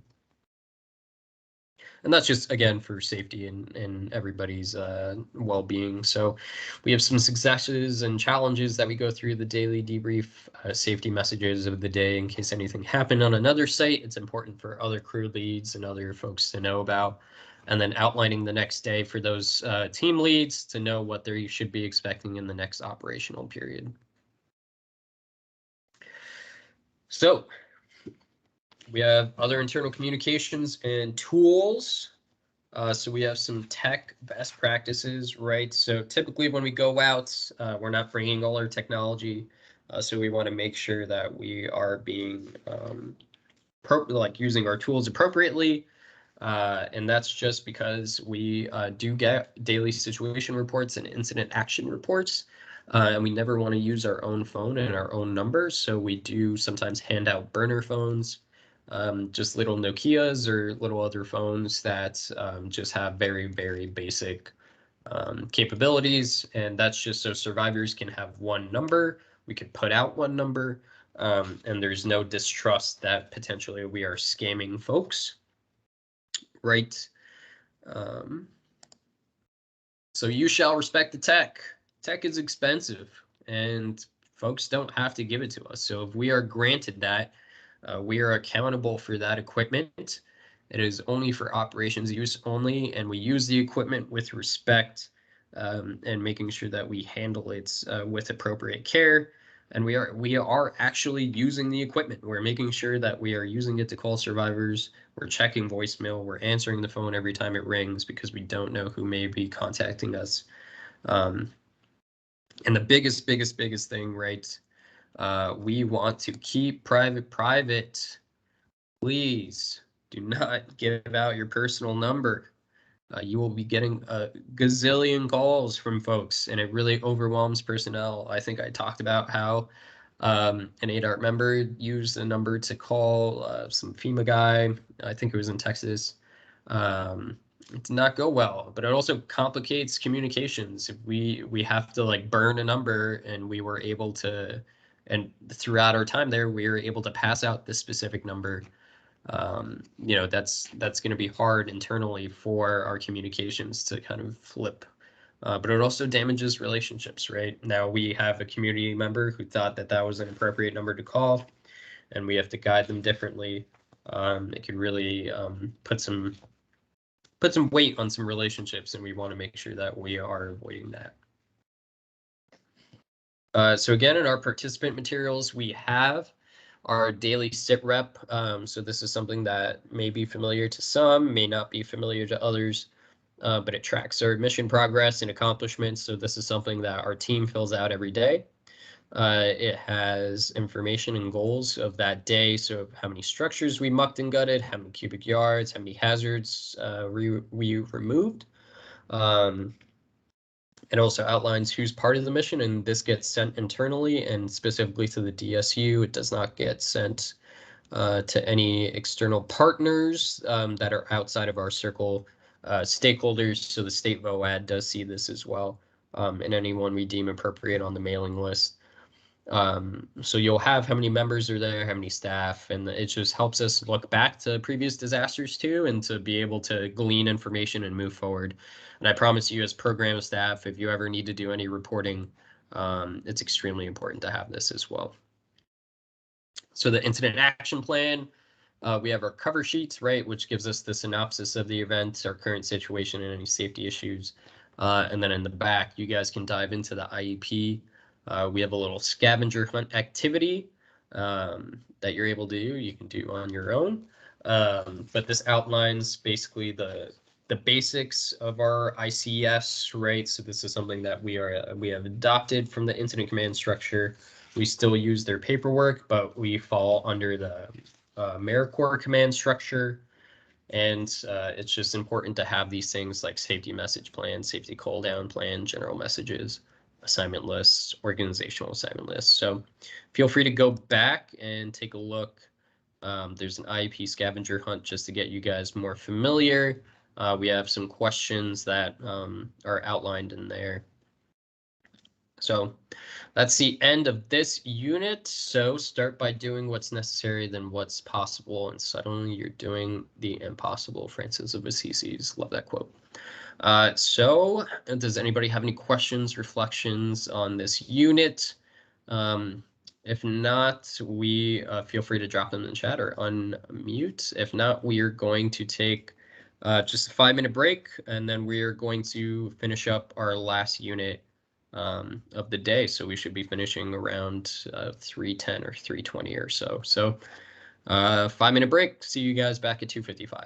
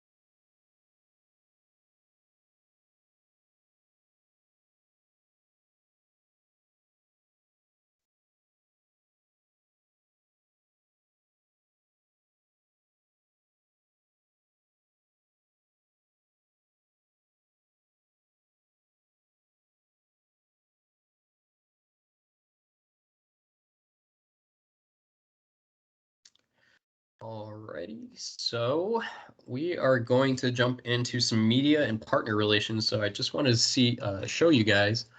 Hopefully this plays an interview of one of our 8art members in New Jersey. Absolutely nailed an interview. Are still displaced.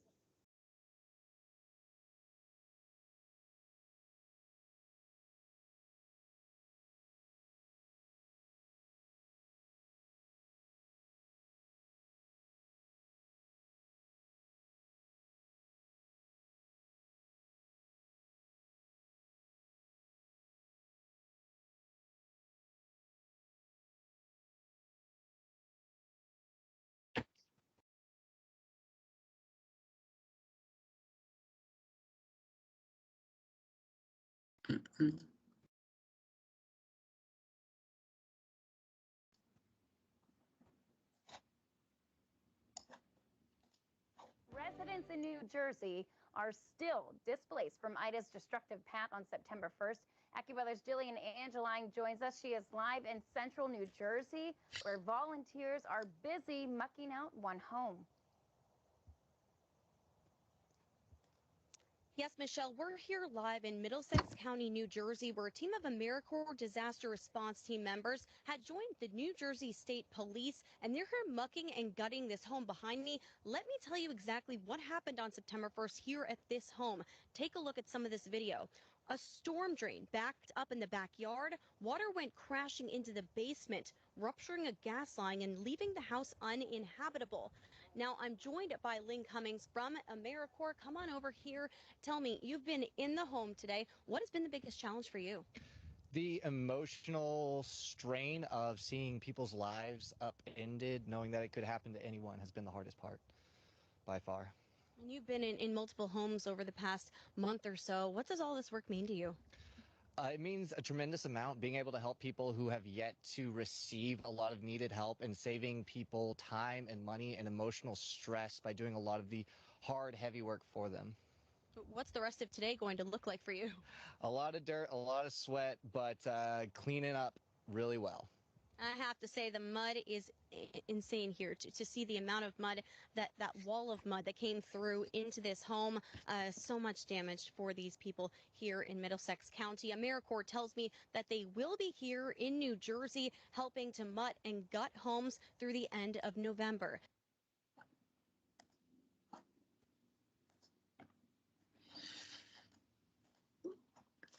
All right, that was Lynn from the Texas Conservation Corps who did that interview, and that was the home that I had showed earlier this morning in the training. That was Eric Landscorner's home. Gave you a little bit more of an idea of how just one project can really evolve into a potential media situation, and Lynn really did a great job with their leadership. He did a lot of great things, really being concise and speaking to the survivor, really highlighting AmeriCorps, really having obviously, the branding, front facing. It was a stellar interview. I would say I also had an interview that day and it was not as good.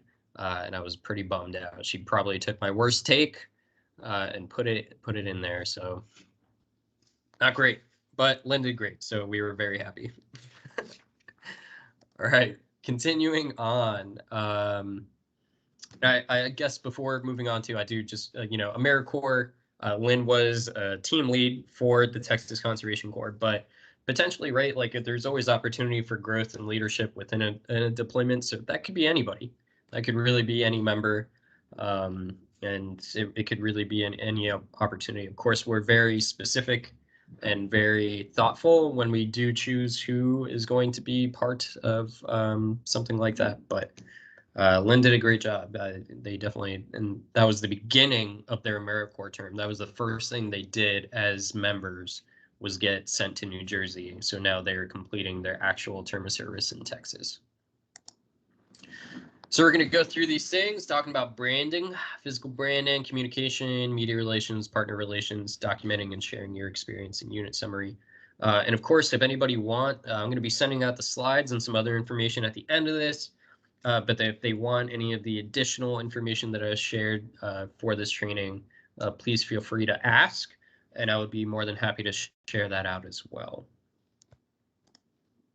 So by the end of this, you'll understand the importance of appropriate branding and organization representation, use of social media etiquette and expectations, summarize and use appropriate communications with media partners. So what's branding got to do with it, right? So we aren't going to do this, but we are going to talk about why branding and AmeriCorps and that beautiful new logo matter. And we touched on this a little bit earlier, right? It's because we want to gain trust in those areas, right? We want folks to understand what the A means, who we are. It goes along with our capabilities, bring and provide awareness for us in those areas. But also, as you just saw, we had a media opportunity in New Jersey news outlet, and that got shared out plenty of times, and it gained a lot of traction. And now people are aware of what, at least if they weren't before, of our capabilities, what AmeriCorps does, especially in an area that wasn't receiving a lot of help and a homeowner that specifically was not receiving any help at the time. And we were able to do so much for them. And he had a talk show weekly. We did not know this. We found out after the fact with the governor of New Jersey. So they sat down and they talked a lot about AmeriCorps and what AmeriCorps has been doing in the state of New Jersey. So that was a really big win for us in terms of political support and gaining the public support as well. And it really grows into all of this of name recognition. And then we could really, a lot more efficacy with our operations when we try and get into a location potentially we haven't been before. AmeriCorps serving here, we always display the A, so we have yard signs that I'll show. But we have a limited amount, typically that DSU sends, so we want to be very, again, thoughtful of where we're placing our yard signs, how we're representing our branding. We have stickers for cars. It just lets folks, and when we're in the area, show that we are part of an organization and we're not just, scammers out to try and pull one over on the community. Because when you're driving around in an unbranded car going real slowly, and you're just trying to find an address, but the community doesn't know that, and they may think that you are trying to do something you're not supposed to. You're up to no good. So making sure that we do not run out of this stuff, and we're highlighting what we need to highlight. So like we talked about, our beautiful AmeriCorps vest here. Oh my gosh, I know everybody wants one. Making sure we're highlighting our stickers. We have our yard signs. We typically get sent with banners too. So if we do have a VRC, we have banners that are going to be shown. And then all of our vehicles should be placarded with our AmeriCorps disaster response team signs right there. So communications and language branding, right? So we have a standardized language. We don't do things that are confusing. We want to present information in order, and we want to have appropriate use of photos, videos, and social media, right? We want to make sure that we're on brand. We're staying within what we have been taught as AmeriCorps program managers and members. So we have our standardized language, right? So we want to say an AmeriCorps member. I hope everybody is aware of this. We want to say AmeriCorps member. I've been selected to and serve because it is a competitive programs, right?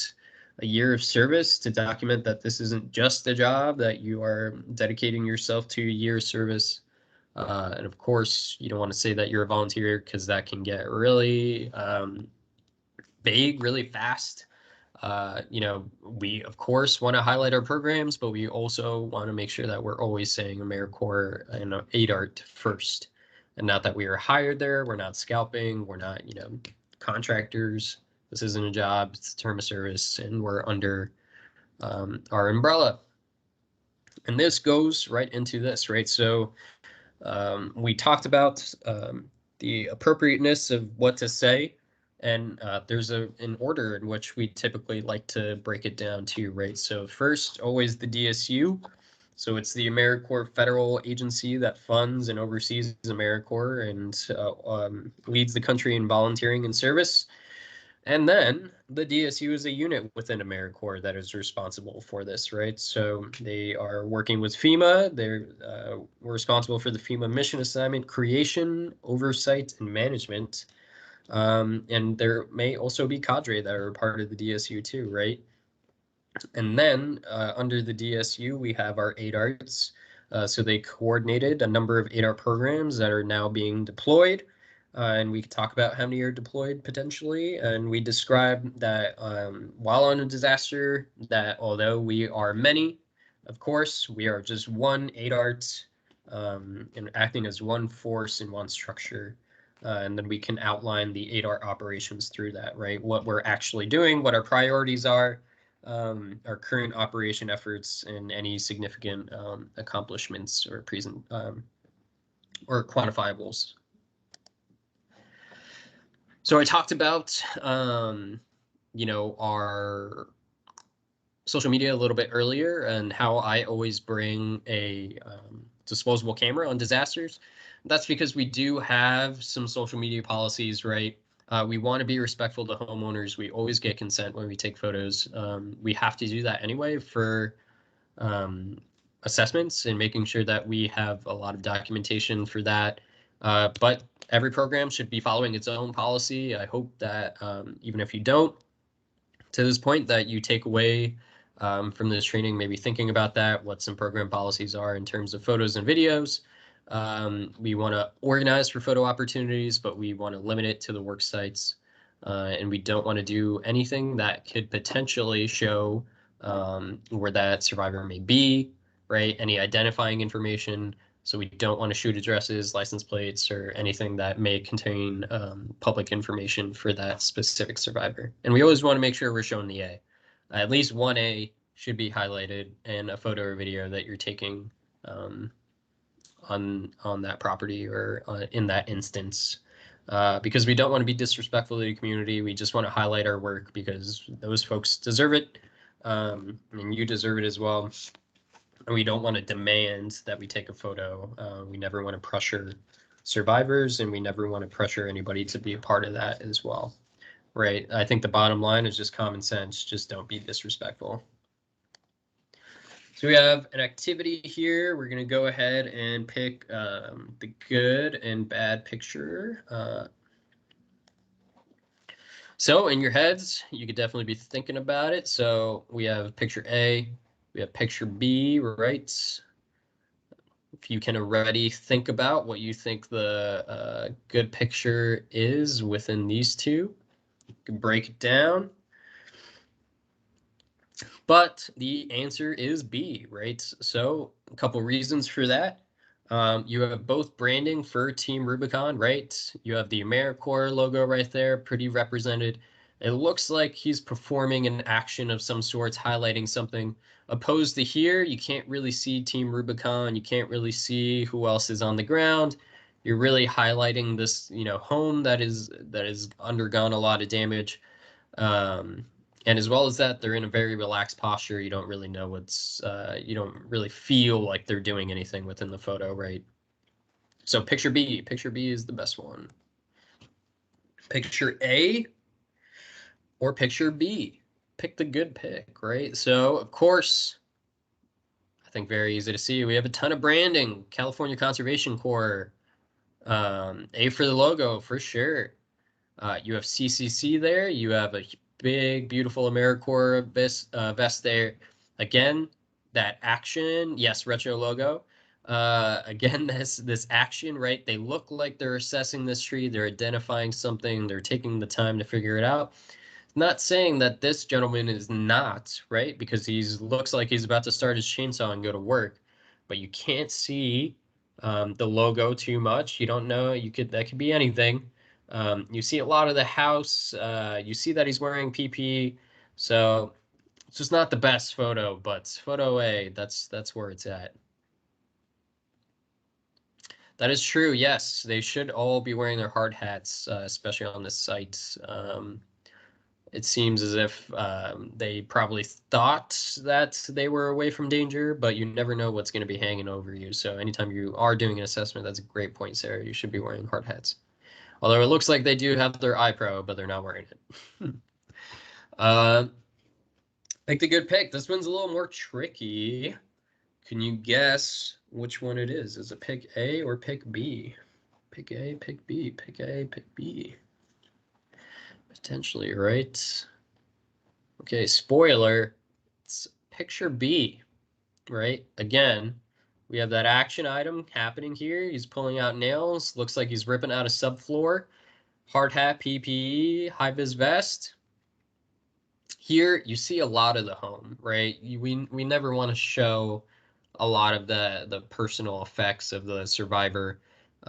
This, if it was cropped, maybe it would be a better shot, but you don't see the A. The A is away from you. This could be any organization, right? So we really want to make sure that we're highlighting our organization for the work that we're doing, because again, folks deserve to be highlighted and they deserve that recognition. Social media, we live in a technological age, right? Like we said, if your social media, if your program has a social media policy, please keep to that. Otherwise, the biggest thing is that we're just respectful. I talked about the instance where a member had posted a photo that had got picked up by a news outlet, and a survivor saw their home for the first time through the eyes of the media. We never want that happening. That is just compounding on the trauma of that individual, right? So that's why I typically bring a disposable camera, because then I could go get those printed. I have them. I have a digital copy because they do that now as well. They put on a CD, and you're able to upload that, or they can put it on a thumb drive, I think. So you have it for yourselves. You can share it with your family, because that's something cool to show to your family and your friends. But I really try my best never to to post anything, or unless it's through appropriate channels, share photos that are of disaster affected properties. So there may be times where media can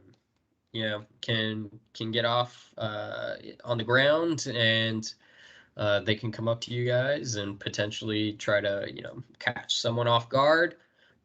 So if the media does approach anybody, we typically say be friendly and polite. Always refer up the chain of command. We never want to give a blurb or an excerpt that could be taken out of context. Just like, I'm sorry, no, we've been deployed. You can go talk to my team leader for more specific one-on-one. You could feel free to pass out the contact information of your team lead, but just use some common sense. If we have a PIO, always refer them to the PIO. Again, that's Public Information Officer. And it's always good to have an elevator pitch developed. This is something that we took from our AAR this last time. It's usually something that we hit on and we develop, and that's why I really like this training specifically, because we talk about it. But developing that elevator speech, right? That elevator pitch, who you are, what you're doing, where you're doing it, why you're doing it. You guys saw Lynn's interview.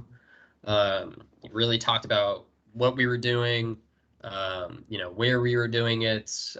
Here's a little bit of an example.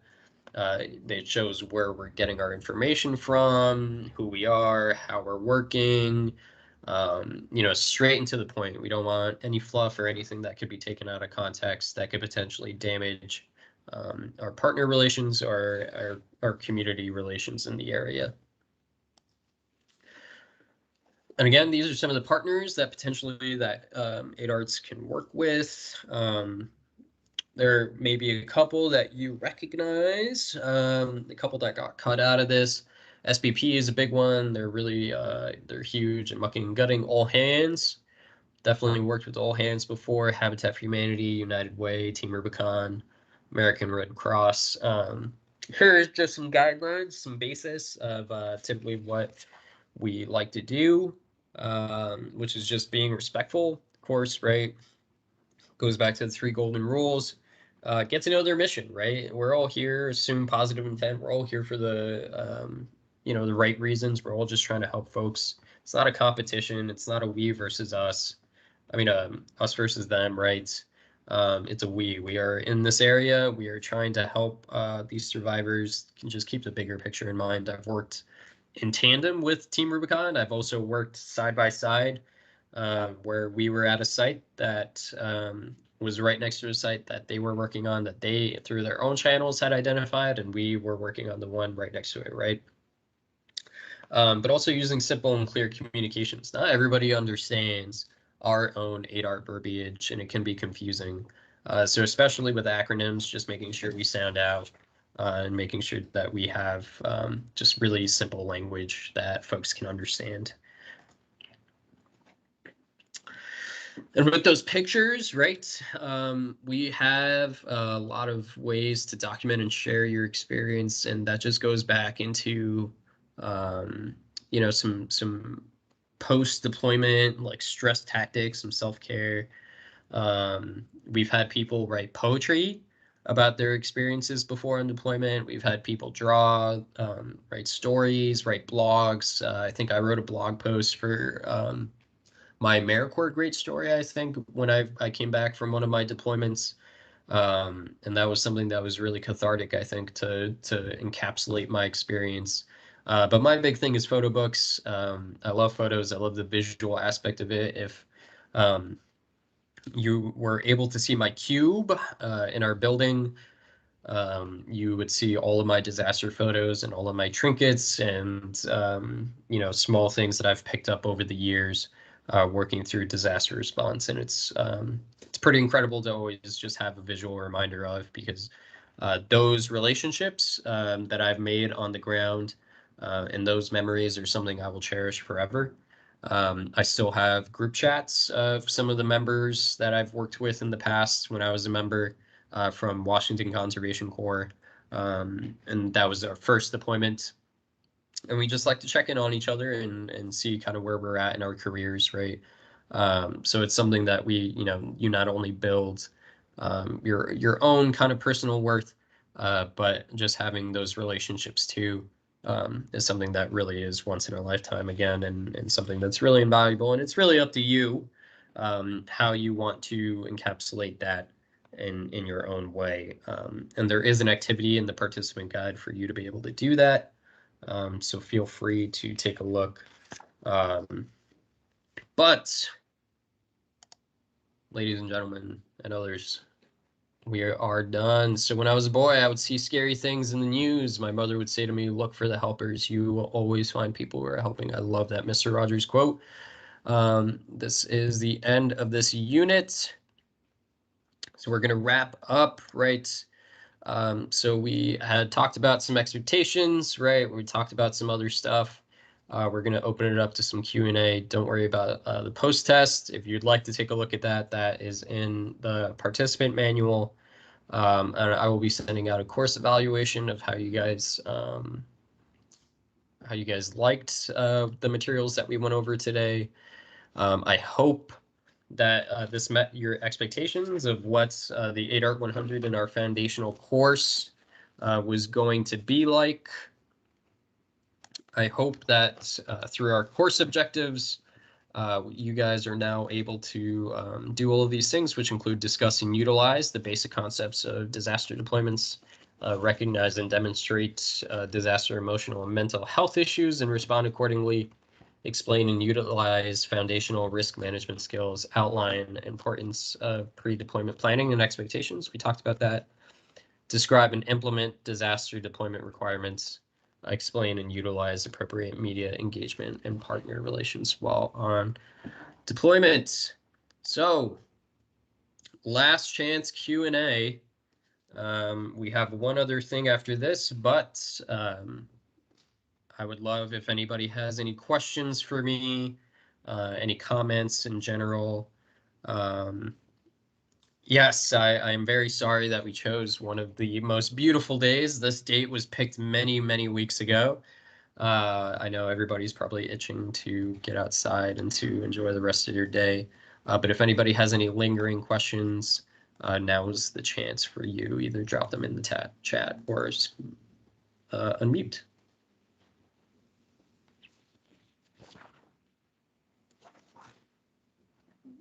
Okay, hearing none. So there is no post-test. I'll be sending out course evaluations, and more than anything, truly from the bottom of my heart, thank you guys for being a part of this. Thank you, thank you, thank you.